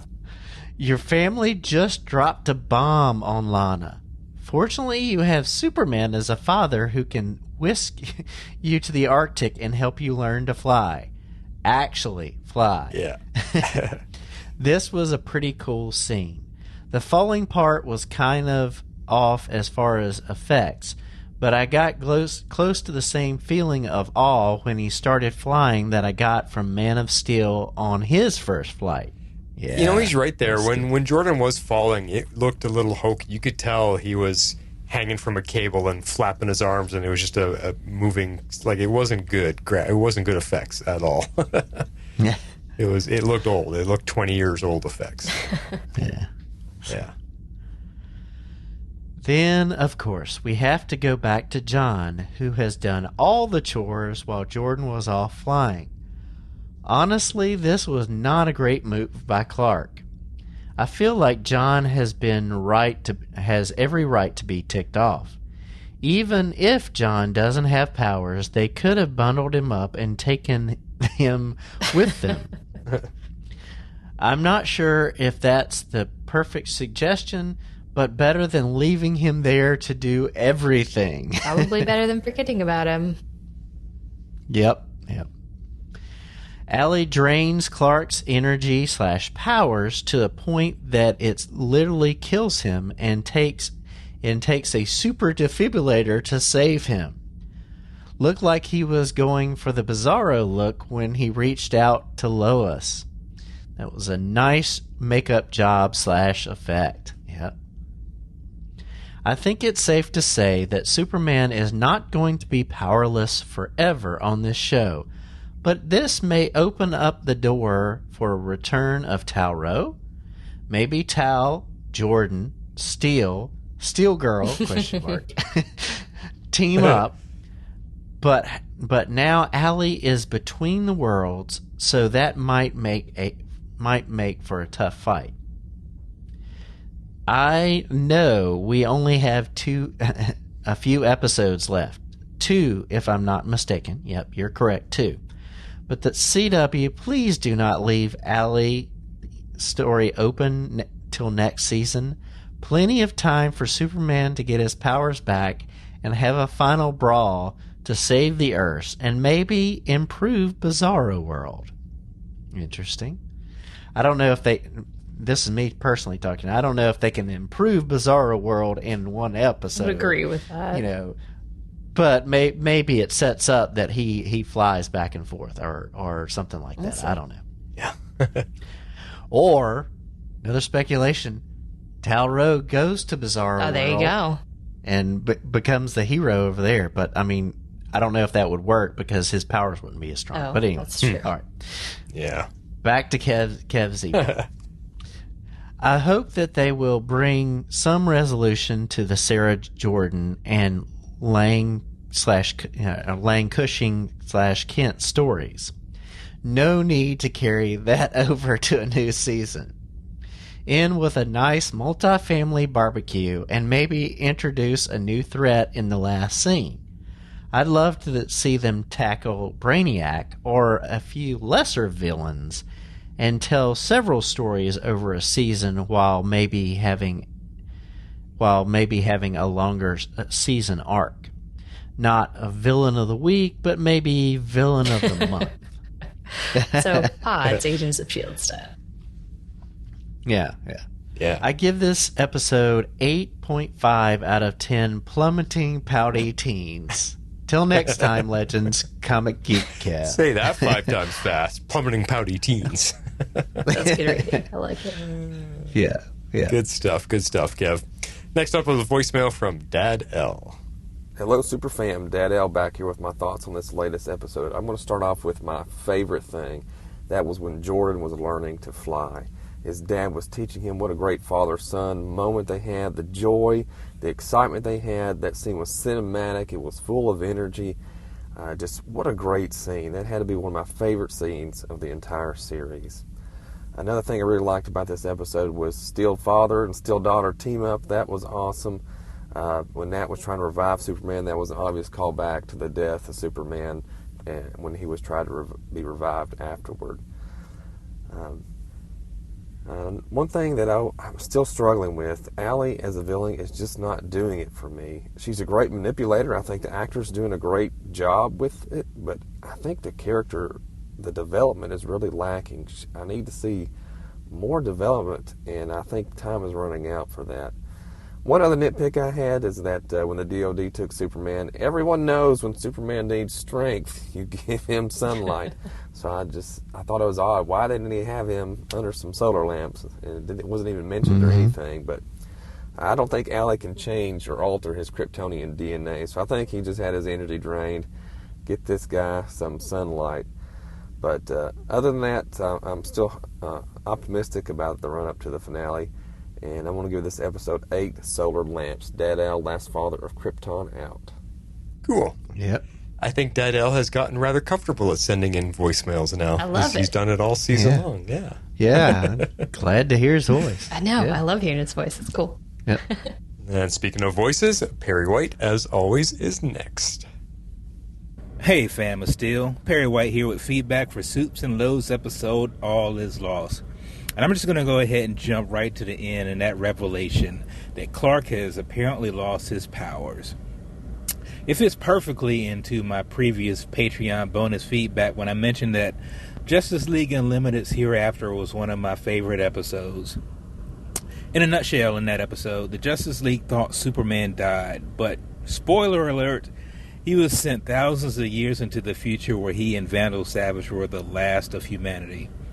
What? Clark didn't have his powers, and he had to survive using his skill and wits. It was in that episode that we truly get to see what makes Clark super. It's not his powers, but it's his resolve, his perseverance, his hope, and his mettle. Obviously, what we have in Soups is Low is not the death of Superman story, but it does give the show the chance to really explore what makes Clark great, sans the powers. And I'm freaking excited. So, let me get into my feedback and talk about what else I loved about this episode. I love John Henry and Natalie teaming up, like Steel Will and Steel Heart from Silverhawks. Young folks may have to Google that reference. Yeah. I also like having Chrissy back in the story, and I'm really interested to see where she goes with the information she learned in the episode. And although I'm still not on board with Lana's decisions, I did enjoy the scene she had with Jordan, and it was really important for Jordan to fully understand her decision and the reasons behind them. I also love the flight lesson with Clark and Jordan. I just thought that was fun and cool. Alright, so here's what bothered me a little bit about this episode. Frickin' Lucy Lane. I guess at the end we're supposed to believe that Lucy has seen the error of her ways when she's in the hospital with Sam, but it still feels shaky. I mean, we've seen what depths Lucy would go to help Lucy when she drugged Sam, right? So she obviously understands what lengths Allie would go to accomplish her goals. So I'm still not convinced that Lucy has switched allegiances. I guess we'll see. I'm also disappointed that Clark would continue to sideline Jonathan a little bit in favor of going to the fortress of Jordan. I mean, good God, man. I mean, I understand that Jonathan doesn't have powers, but good Lord, would it kill Clark to just take both of them there? I mean, he takes Jordan to the fortress and has fun with him and teaches him how to fly, where Jonathan's back on the farm doing freaking chores, man. That just seems like a terrible decision by Clark, especially when he knows that Jonathan seems to be spiraling a little bit. I just have to wonder where Jonathan is going to go now for support. Maybe Talrow? I guess we'll see. Anyway, I give this episode 8.5 ways to set the stage for a run to the finale. This has been Perry White, making another deadline. I'm out. So I liked what he had to say there about Lucy, because Lucy and Chrissy. That whole scene at the end there, it made me think that, because you guys talked about Chrissy possibly she's got to find out soon. Well, think about it. She was there at that final scene and witnessed everything that was happening. So she saw Superman crawling along the ground, reaching for Lois and saying Lois, and then she saw how distraught Lois was when she rolled him over and was crying and trying to say, like, those should be enough clues for Chrissy to put something together. I think for Chrissy, yes. I still, Yes. Clearly Lucy has no clue who Superman is. She still refers to him as Superman when she's talking to Sam. So Yeah. I feel like that was kind of solidified. I had questioned that several episodes back. But I agree with you. I feel like Chrissy is going to put together the pieces quickly. I think if she doesn't figure it out by the end of the season, God, I hope they tell her. Yeah. Well, she's irrelevant right now. Like, her story has really gone nowhere. She runs the paper. Big deal. How do you involve that into this story around these characters? There's just nothing for her right now. They haven't done a lot with her this season. I agree. She feels pretty second. Yeah. And he brings up talking about Superman not having his powers in that episode. I've talked about it a couple of times. The Superman and Supergirl comic Maelstrom, which was a 4 or 5 episode comic run. Part of it is Clark is taking her off world to teach her how to survive without her powers. And so they're both on this alien world that has, a sun similar to Krypton, so neither one of them have powers, and there are aliens there. There's all these different things that he's basically taken out. He's got, an injury, and she's having to stand up and fight. So I like that aspect of it's not necessarily the powers that make him Superman, it's who he is, and those powers just amplify that. So I'm hoping that we get to see some of that in, the next episode of him showing that character and showing how he stands up even when he doesn't have his powers. So I'm looking forward to that. Yeah. Oh, cool. It'd be good to see if there's things like that. Last up, we got an email from Dreamweaver. And she says, "Hi, super fam. Super short feedback this week, but this was a step up from last episode. Seeing Clark take Jordan to the fortress and do flight training was awesome. Such a cheerful moment, especially seeing Clark, a literal alien, nerd out over Star Wars and call his flight path the Kessel Run. So fun." Yes, but he grew up here. I mean, he arrived to Earth as a baby, so he's going to but it's just funny. Yeah, I see your point. It's kind of funny. Poor Jonathan, though, still not much to do and feeling left out. Really hope he can find his place or get a hero moment soon. The flashbacks to Lucy and Allie felt a bit out of place here. They didn't feel like they added much to the plot at this point in. They were trying to build in some sympathy for Lucy. It wasn't working. Though I do appreciate that the whole family went to still try to get her out. Yeah, that's exactly what we were talking about all episode. Mm-hmm. I really want to see Lana and the Cushings brought into the main story more, and I was hoping Lana learning Clark's secret would do that, but the decision to push the families apart still feels weird. Really hope they're all, at least Sarah, brought in soon. Kyle is really starting to feel like an irrelevant character, and there's a part of me that doesn't really want to see he and Lana get back together, despite how hard going through divorce can be. I don't know right now. He's pretty low on my favorite characters list. See, him and Chrissy, really, really irrelevant to the show right now. Yeah. Like, I mean, yeah, nothing. He was relevant when he temporarily got powers when he was taken over by a Kryptonian soul. I mean, there's just nothing for him right now. That's what I mean. Their scenes are empty. They're boring. They're like, whatever. I can go watch any other TV drama to watch divorced families and I cheated on you problems and all that stuff. Like there's plenty of that out there now and then or whatever. God, it doesn't have to be on this superhero show. Anyway, the very end was wild. Superman on life support and essentially human. I wonder how they're going to get through that one or what they're going to do with it. It was neat to see both John, Henry, and Natalie working together in their suits. That's all for now. Hopefully I'll have more next time the episode to dig in. Until then, your friend Dreamweaver. Yeah, good thoughts and good to have you back, Dreamweaver. I think we've missed her the last couple, didn't we? Yeah, she didn't realize it was at least bad, last episode. she said. Yeah. Well, that's understandable. Yeah. Hiatus breaks. And we're off this coming week, so don't forget. Off yeah, this week, don't back forget, the next.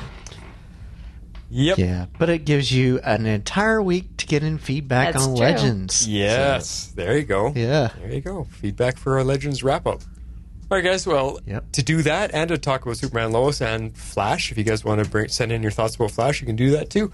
This is what you have to do. If you would like to be a part of the show, you can send in your feedback to Tomorrow's Legends Podcast at gmail.com. You can also reach us on Twitter at Tomorrow's Legends. We'd love you to join our Facebook page at facebook.com/groups/Tomorrow's Legends and become part of the community.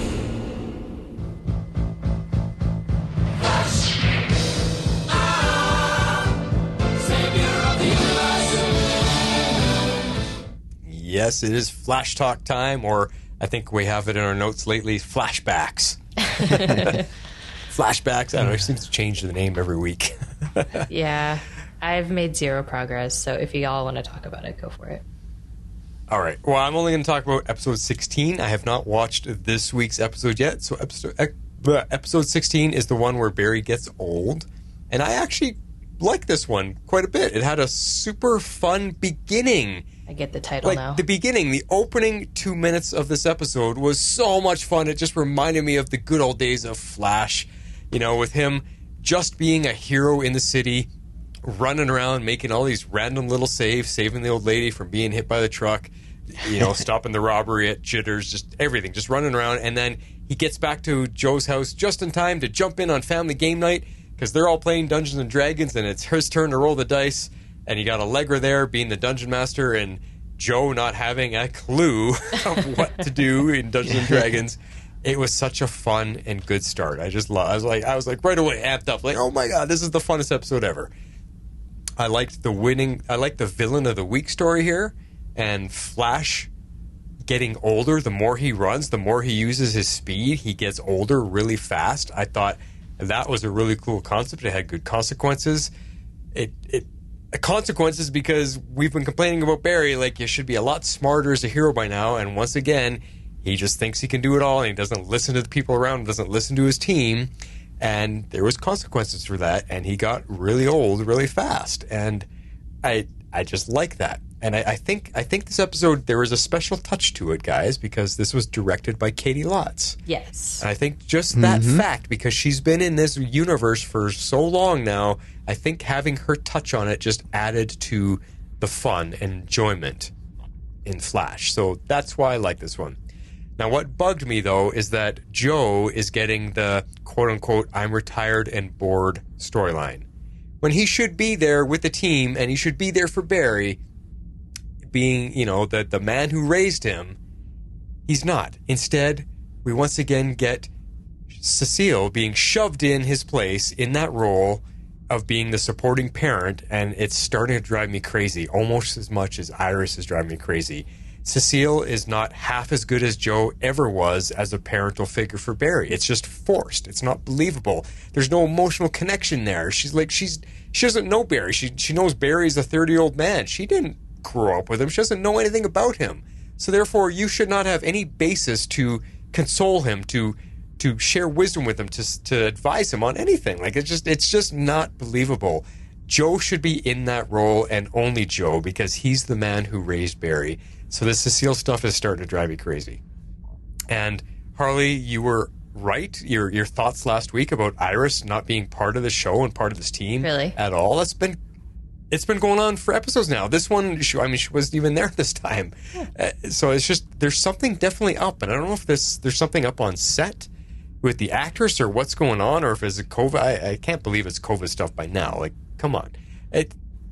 The only thing I can draw on is if there is something happening on set where maybe the actors aren't getting along, but she's contracted still to be part of the show. I have no idea. Because I know when I met her, she sucked. She was unfriendly. She didn't want to be there. She didn't care about the fans. She didn't want to answer any of the questions. She was awful. She's one of the most awful guest actors I've seen at a con ever. And I think she's just there to get the paycheck. I don't think she cares about any of it anymore. I mean, you see it in her performance. Her performance is awful. They should just write her off the show already, because I've had enough of Iris. And why she's not around, like why she's not acting, she's part of the team, I have no idea. But anyway, I haven't watched this week's episode yet, so I have no comments on that. I'll let X-Force talk about that one. All right. So this week's episode, we had the light-based villains that we saw in previous seasons versus Allegra and Chuck and the citizen staff. So basically, she's trying to help one of the gang members who she's helped to get out, and try to kind of break that story, because basically the gang that they were in has been taken over by these light villain, Sunshine and Dr. Light and that kind of stuff. They've been taken over by that. And so they're threatening and they're moving in on the territory. And so they're going to do this thing where they basically disguise this person's identity. And so it's a very limited staff, and they've got Chuck in there, and the villains come in. And so you kind of get this dynamic of them coming after, and there's this internal conflict, because you've got the light-based villains outside, they're trying to protect inside, and they're coming after Allegra because they've gotten some. They want to investigate this light-based hero that's helping the Flash, but one of her antagonistic foil at the paper, this other reporter, knows her gang background, and so basically she has to come out that yes, she was in the gang, and yes, she is the light-based hero. And so you have that going on. So it gives a lot more depth, and she does really stand up and have a good fight with the light-based villains there. And then on the other side of things, you have Barry finding this new speedster.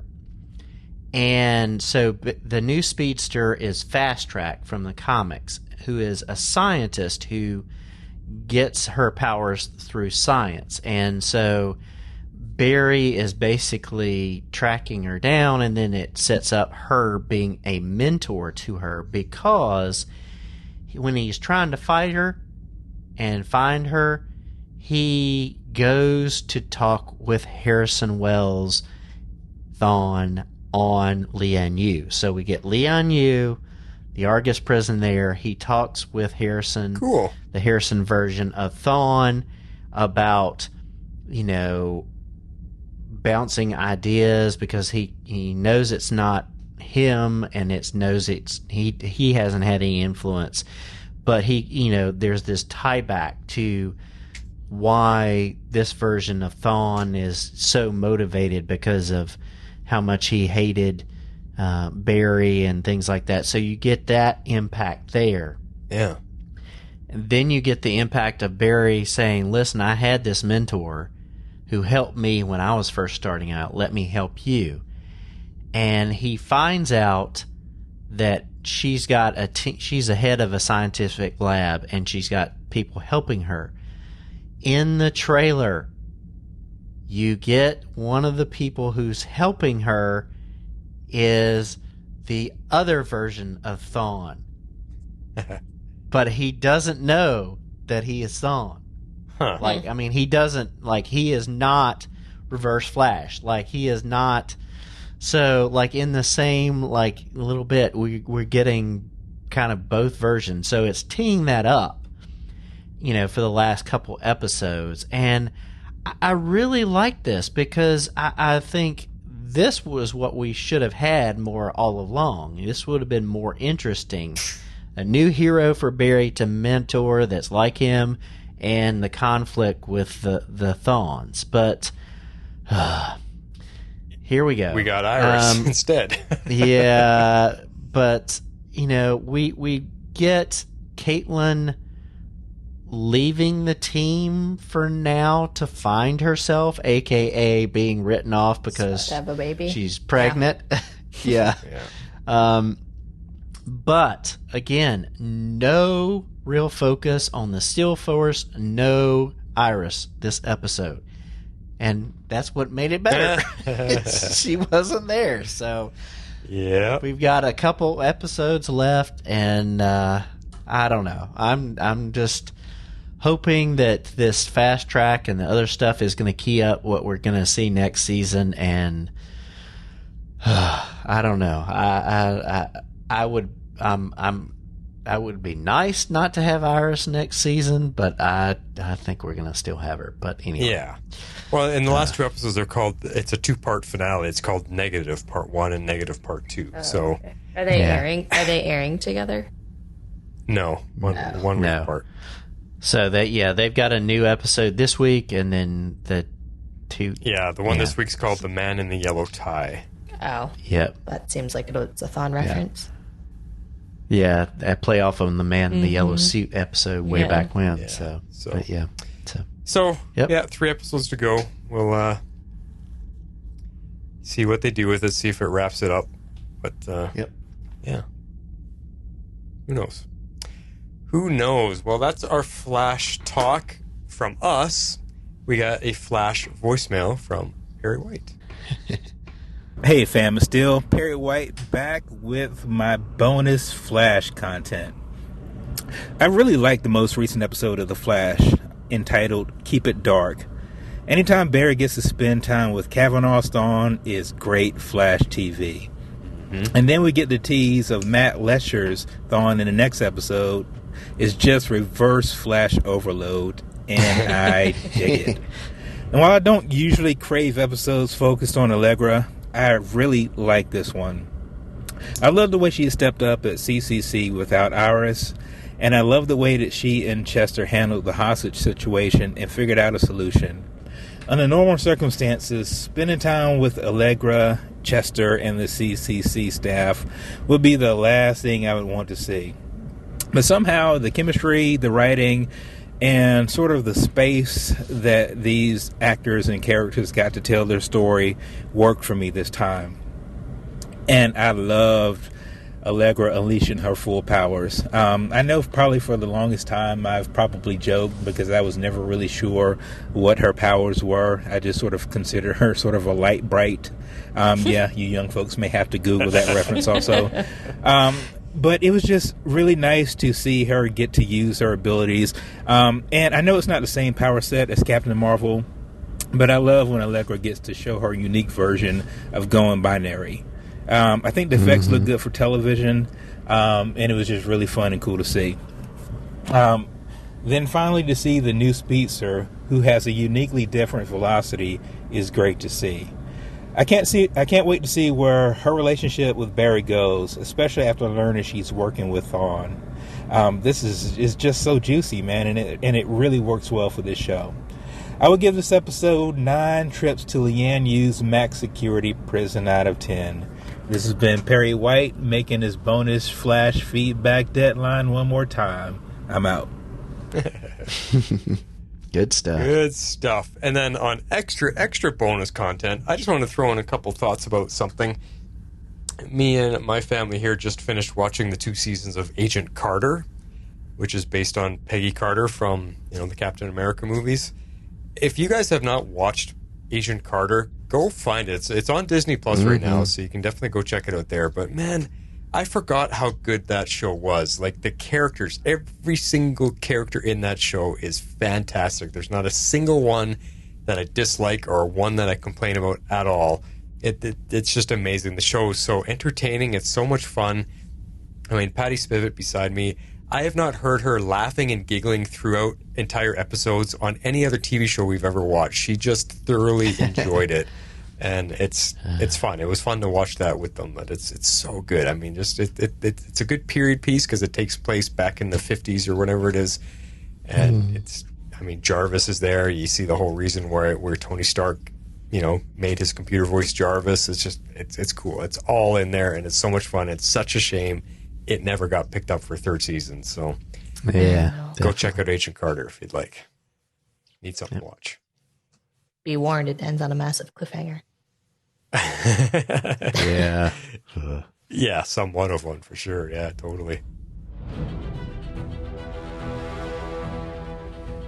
And that's it for our episode. We're going to move right into our Patreon bonus content, which I was teasing you guys earlier. If you want to know what we're being asked and how we're going to answer that, that's the mystery. And if you're curious, you got to join Patreon to find out, because it's good stuff. We get some fantastic questions thrown at us that are just really fun to answer and discuss. And then, like we've talked about before, our hangouts and stuff are a ton of fun. So we got one of those coming up soon too. We'll figure that out. Obi-Wan Kenobi is working its way. It's got 2 episodes left, so check out the Mandalore podcast to catch up on our thoughts on that one, where Obi-Wan is going. Things are happening. And it's interesting. There's a lot of controversy out there. The Star Wars fans, they're crazy these days. They are so divided over everything that Star Wars puts out. Star Wars fans are divided. They either love it or they hate it. There's nobody in the middle anymore. Yep. And it's crazy. It's crazy to me. Anyway. Harley's I'm laughing for something very specific. We literally had this conversation earlier. My husband hates Obi-Wan. Hates it. Yeah. I haven't watched it. There you go. All right, guys. Well, I'll let you all go. This is The Flash signing off. And this is Harley Quinn. I'm out. This is X-Force 11. So say we all.